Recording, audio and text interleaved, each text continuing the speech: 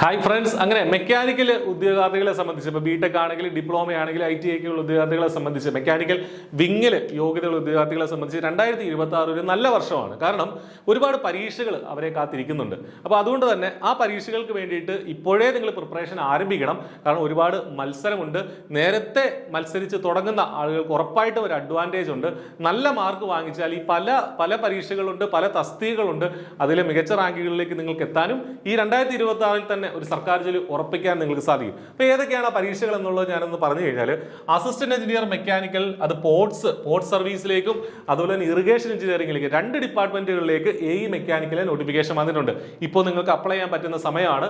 AE മെക്കാനിക്കലിന്റെ പോർട്സിലേക്കും ഇറിഗേഷനിലേക്കും 2ലേക്കും നിയമനങ്ങൾ ഈ പറഞ്ഞ എന്ത് വന്നിട്ടുണ്ട്, അതിന്റെ നോട്ടിഫിക്കേഷൻ വന്നിട്ടുണ്ട്. അതുപോലെ തന്നെ inspector of factories and boilers grade 2 factories and boilers വകുപ്പിലേക്കുള്ള inspector of factories and boilers grade 2 എന്നുള്ള തസ്തികയിലേക്കും നിങ്ങൾക്ക് ഇപ്പോഴും അപ്ലൈ ചെയ്യാൻ സാധിക്കും. അതിനുള്ള നോട്ടിഫിക്കേഷൻ വന്നിട്ടുണ്ട്. അപ്പോൾ ഇത് ബിടെക് മെക്കാനിക്കൽ ഉള്ള ആളുകൾക്ക്, ബിടെക് ഹയർ MTech അല്ലെങ്കിൽ BE ഒക്കെ ഉള്ള ഉദ്യോഗാർത്ഥികൾക്ക് അപ്ലൈ ചെയ്യാൻ പറ്റുന്ന പരീക്ഷയാണ്. അപ്പോൾ ഈ ലെവലിലുള്ള സിലബസ് എന്താണ് നമ്മൾ പഠിക്കേണ്ടത്, ഈ ലെവലിൽ എന്താണ് നമ്മൾ പഠിക്കേണ്ടത് എന്നുള്ളതാണ് നമ്മൾ മനസ്സിലാക്കേണ്ടത്.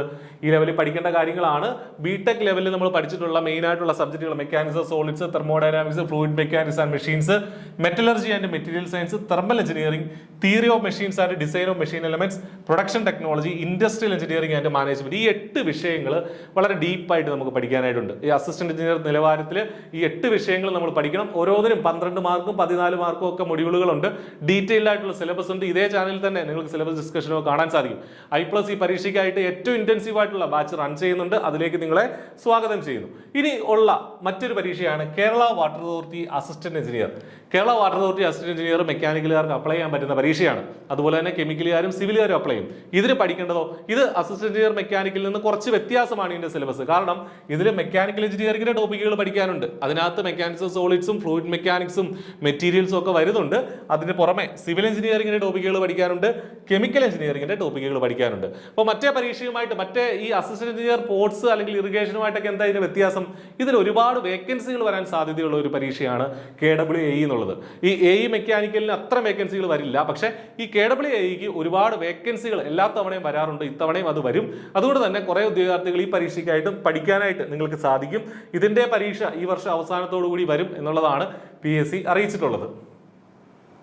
പിന്നീട് ITI അല്ലെങ്കിൽ ഡിപ്ലോമയ്ക്കുള്ള ഉദ്യോഗാർത്ഥികൾക്ക് അപ്ലൈ ചെയ്യാൻ പറ്റിയ മറ്റു പരീക്ഷകളാണ് വെൽഡർ, ഓയിൽ പാം ഇന്ത്യയിലേക്കുള്ള വെൽഡർ നോട്ടിഫിക്കേഷൻ. അതിപ്പോൾ ലൈവ് ആണ്, നിങ്ങൾക്ക് അപ്ലൈ ചെയ്യാം. KEE ഓപ്പറേറ്റർ, കേരള വാട്ടർ അതോറിറ്റിയിൽ ഓപ്പറേറ്റർ തസ്തികയിലേക്കുള്ള നോട്ടിഫിക്കേഷൻ ഉണ്ട്, അത് നിങ്ങൾക്ക് അപ്ലൈ ചെയ്യാം.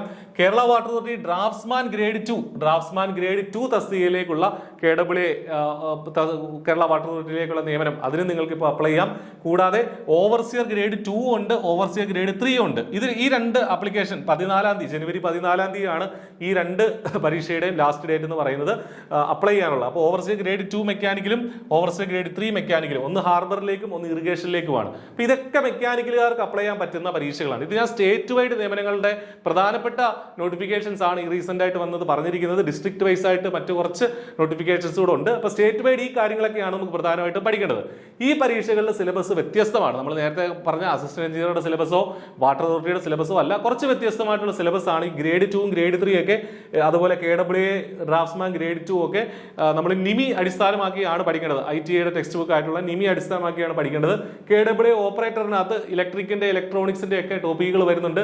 വെൽഡറും നിമി അടിസ്ഥാനമാക്കി തന്നെയാണ് നമുക്ക് പഠിക്കാനുള്ളത്. അപ്പോൾ ഇതൊക്കെ മെക്കാനിക്കലുകാർക്ക് അപ്ലൈ ചെയ്യാൻ പറ്റുന്ന മികച്ച തസ്തികകൾ തന്നെയാണ്. അപ്പോൾ 2026 ഈ പരീക്ഷകളൊക്കെ നടക്കും. ഞാൻ ഈ പറഞ്ഞ പരീക്ഷകളെല്ലാം 2026 നടക്കും. അപ്പോൾ ഇതൊരു സർക്കാർ ജോലിയിലേക്ക് പോകാനുള്ള നിങ്ങളുടെ വർഷമാണ്. I+ ഈ പരീക്ഷകൾക്കായിട്ടൊക്കെ കോച്ചിങ് പ്രൊവൈഡ് ചെയ്യുന്നുണ്ട്. നിങ്ങൾക്ക് I+ന്റെ കോഴ്സിലേക്ക് കോംബോ ഓഫറിലും ഈ കംപ്ലീറ്റ് ആയിട്ടുള്ള കോഴ്സുകളിലും ഇൻഡിവിജ്വൽ ആയിട്ടൊക്കെ നിങ്ങൾക്ക് ജോയിൻ ചെയ്യാം. നിങ്ങൾ ഏതിനാണോ പഠിക്കുന്നത് അതിന് തീരുമാനമെടുക്കുക, പഠിക്കുക, കൺസിസ്റ്റന്റ് ആയിട്ട് വർക്ക് ചെയ്യുക. ഉറപ്പായിട്ട് നിങ്ങൾക്ക് സർക്കാർ ജോലിയിലേക്ക് എത്താം.